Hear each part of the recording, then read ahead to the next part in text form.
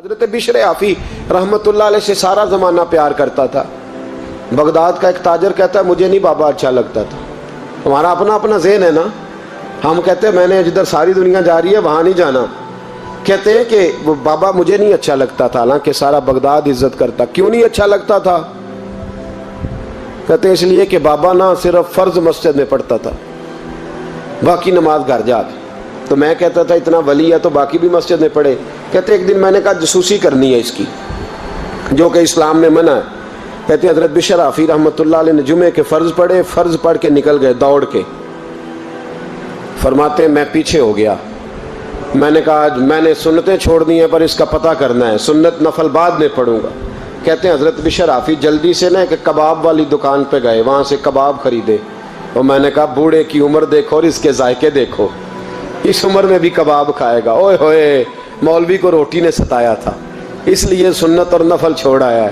کہتے ہیں تھوڑا سا وہ آگے بڑھے تو نان بھائی کی دکان سے نا نان خریدے۔ میں نے کہا دیکھو یار، دیکھو اس کے ذائقے، گرم نان کھائے گا۔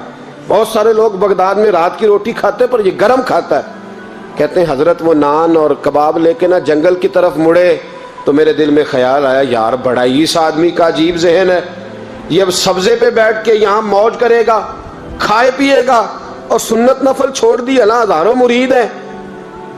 کہتے ہیں حضرت جنگل میں داخل ہوئے، تھوڑا سا سفر کیا تو کچی آبادی آ گئی۔ کچی آبادی، ایک کچے مکان کی ٹوٹا ہوا دروازہ، باہر سے کنڈی لگی۔ بغداد کے ننگے پاؤں چلنے والے ہزاروں مریدوں کے اس پیر نے کنڈی کھولی، اندر گئے، ایک فالج زدہ بابا جی بیٹھے۔ کہتے ہیں حضرت بشر آفی نے اپنی ایک پگڑی کھولی اور اس آدمی کے منہ سے پانی نکل رہا تھا، رال ٹپک رہی تھی۔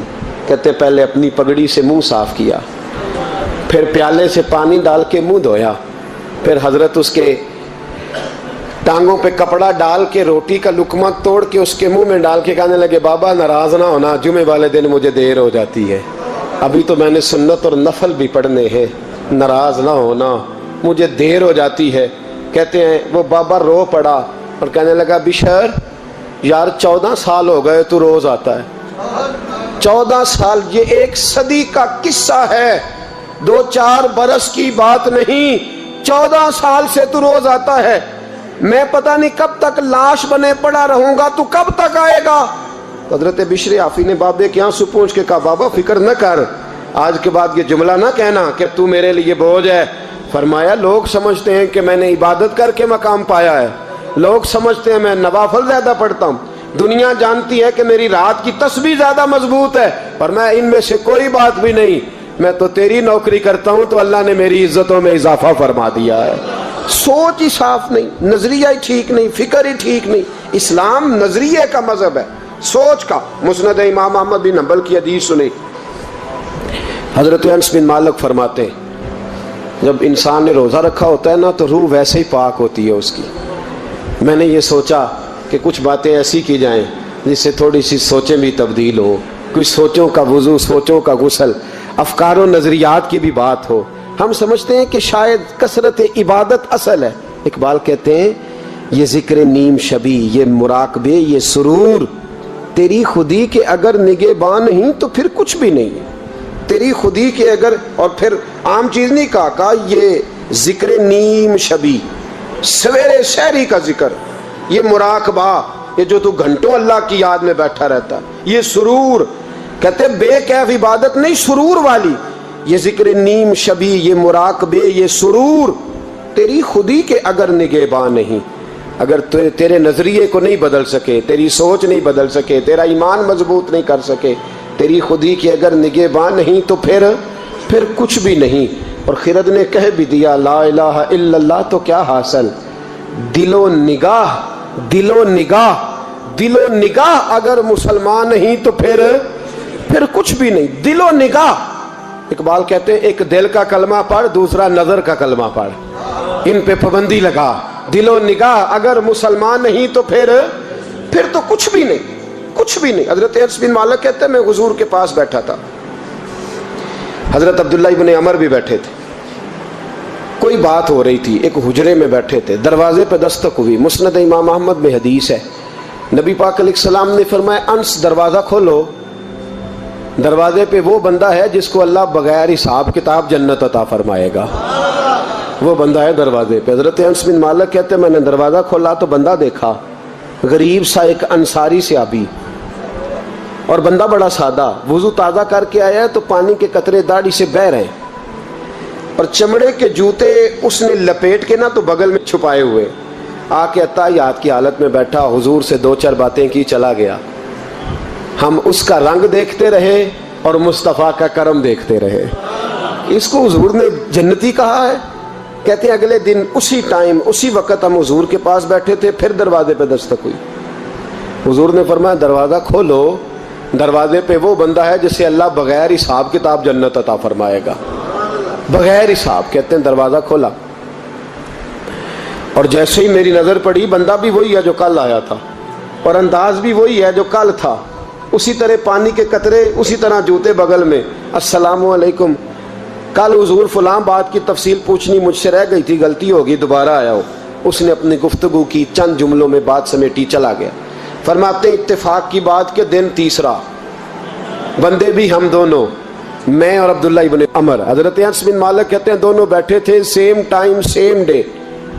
پھر دستک ہوئی، حضور نے فرمایا دروازہ کھولو، اور مسکرا کے فرمایا دروازے پہ وہ بندہ ہے جسے اللہ بغیر حساب کتاب جنت عطا فرمائے گا۔ کہتے ہیں کھل اٹھے ہمارے چہرے، باہر گئے، دستک ہوئی تھی، دروازہ کھولا۔ فرماتے مجھے یقین تھا وہی ہوگا جو 2 دن پہلے آیا تھا، اور میرے یقین کے مطابق ہی کام ہوا، وہی بندہ تھا جو کل بھی تھا، جو پرسوں بھی تھا، حالت اور کیفیت اور انداز بھی وہی تھا، پانی کے قطرے بہہ رہے ہیں، اور اس شخص نے جوتے بغل میں دبائے ہوئے خدمت میں حاضر ہوا، بیٹھ گیا، بات چیت کی، چلا گیا۔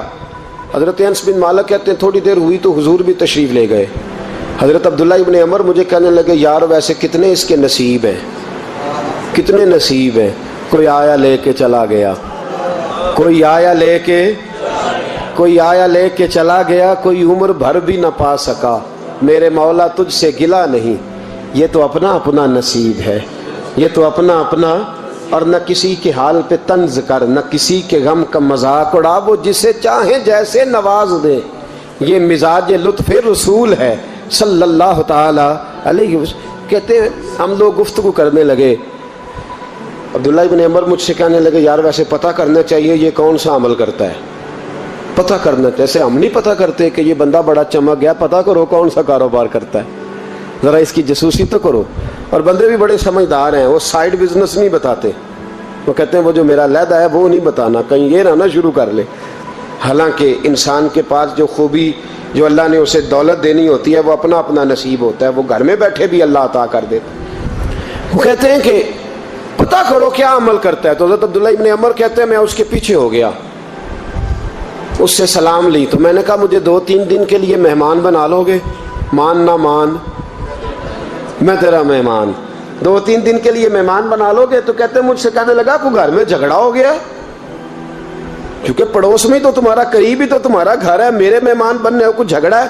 تو میں نے کہا چلو ایسے ہی سمجھ لو، پر مجھے مہمان بنا لو۔ کہتے ہیں میں 3 دن اور 3 راتیں اس شخص کے ساتھ رہا، وہ کتنا صدقہ کرتا ہے میں نوٹ کرتا رہا، نماز کتنی پڑھتا ہے، اس کا کیا، میں چاہتا تھا کہ وہ عمل مجھے ملے، اس کی برکت سے مصطفیٰ نے اسے 3 مرتبہ جنتی فرمایا ہے تاکہ وہ کیفیات مجھے بھی ملیں۔ حضرت عبداللہ ابن عمر کہتے ہیں کہ میں نے کوئی خاص چیز نہیں دیکھی، وہ عشاء پڑھتا تو فجر تک بستر پہ کروٹیں لیتا، اور میں الحمدللہ اٹھ کے تہجد بھی پڑھتا، نوافل بھی پڑھتا۔ کہتے ہیں وہ 1 سپارہ پڑھتا، میں 3 پڑھتا۔ فرماتے اس نے 3 دنوں میں کھجور بھی صدقہ نہیں دی، کہ کھجور بھی، اور میں نے بڑے بڑے غریبوں کی مدد کی۔ میں کہنے لگا کہ عمل تو میرا زیادہ ہے اس سے، پھر خوبی کیا ہے؟ خاص توجہ کرنا، اسلام اور دین کا جو فکری اساس ہمیں صحابہ نے دی۔ حضرت عبداللہ ابن عمر کہتے ہیں میں نے تیسرے دن اسے کہا بھائی اللہ تیرا بھلا کرے، تو نے بڑی خدمت کی، میں نے جانا ہے، میرا کوئی جھگڑا نہیں ہوا تھا، میں تو بس تیرا عمل دیکھنے آیا تھا کہ تو عمل کیا کرتا ہے۔ تو وہ صحابی کہتے ہیں مجھے کہنے لگے یار تو میرا عمل دیکھنے آیا تھا، مجھے بتا تو صحیح کیا نے، اور کیوں دیکھنے آیا میرا عمل، تجھے کیا ضرورت پڑی میری جاسوسی کی؟ تو کہتے ہیں مجھ سے جب اس نے سوال کیا تو میں نے اس کو کہا بھائی تو 3 دن آیا نا ہم بیٹھے ہوئے تھے؟ کہا ہاں میں آتا رہا ہوں۔ کہا 3 دن نبی پاک نے فرمایا اللہ تجھے بغیر حساب کتاب جنت عطا فرمائے گا۔ تو میں چاہتا تھا کہ میں ذرا جاسوسی کروں، ذرا دیکھوں، کھوج لگاؤں کون سا ایسا عمل ہے، آپ بھی ذرا دھیان دیجئے گا، کون سا ایسا عمل ہے، حالانکہ تو عشاء پڑھتا ہے اور اٹھ کے فجر پڑھتا ہے، میں تہجد بھی پڑھتا ہوں، تیرا سپارہ 1 ہے میرے 3 ہے، کون سا ایسا عمل ہے جس کے سبب تجھے جنت ملے گی؟ کہتے ہیں وہ صحابی کہنے لگے یار کوئی ایسا عمل نہیں، کوئی شے نہیں، میں اس قابل ہی نہیں، من نانم کے من دانم، جو میں ہوں مجھے پتا ہے۔ کہا پھر کوئی بات تو ہوگی، تیری مہربانی بتا دے، میں نے 3 دن 3 راتیں محنت کی ہیں، بتا دے۔ کہتے وہ کہنے لگے اگر تجھے بتاؤں نا تو پھر سن، میں جب رات کو سوتا ہوں تو اپنے دل پہ نظر ڈالتا ہوں، اور سویرے جب اٹھتا ہوں تو پھر اپنے دل پہ نظر ڈالتا ہوں، موبائل پہ نہیں، کنجی پہ نہیں کہ چابیاں کدھر ہیں، بٹوے پہ نہیں، میں رات کو سوتے ہوئے بھی اپنے دل پہ نظر ڈالتا ہوں، سویرے اٹھتے ہوئے بھی میں سب سے پہلے اپنے دل پہ نظر ڈالتا ہوں۔ فرماتے ہیں الحمدللہ میرے دل میں کسی کا حسد نہیں ہے، کسی کے بارے میں کوئی کینہ نہیں ہے، کوئی کسی کے بارے میں میل نہیں، میں اللہ کے ہر بندے کے بارے میں سوچ، نظریہ، فکر اچھی رکھتا ہوں۔ اور فرمایا میں تیرے بارے میں بھی عبداللہ یہی سوچتا ہوں کہ تو مجھ سے زیادہ نیک ہے۔ الحمدللہ اس وقت بھی میرا ذہن یہ ہے کہ انس بن مالک مجھ سے زیادہ پرہیزگار ہے، اس وقت بھی میری سوچ یہ ہے کہ محبوب کے سب صحابہ میں سب سے کمزور میں ہی ہوں۔ نبی عبداللہ ابن عمر کہتے ہیں میں نے اس کا ہاتھ چوما، میں نے کہا سمجھ آ گئی ہے، تیرا نظریہ، تیری سوچ پکی اور سچی مسلمان ہے، تو دل اور روح کا مسلمان ہے، تو نظر اور روح کا مسلمان ہے۔ یہ سبب ہے کہ اللہ کے رسول نے زمین پر چلتے ہوئے بھی تجھے 3 دفعہ جنت کی بشارت عطا فرما دی۔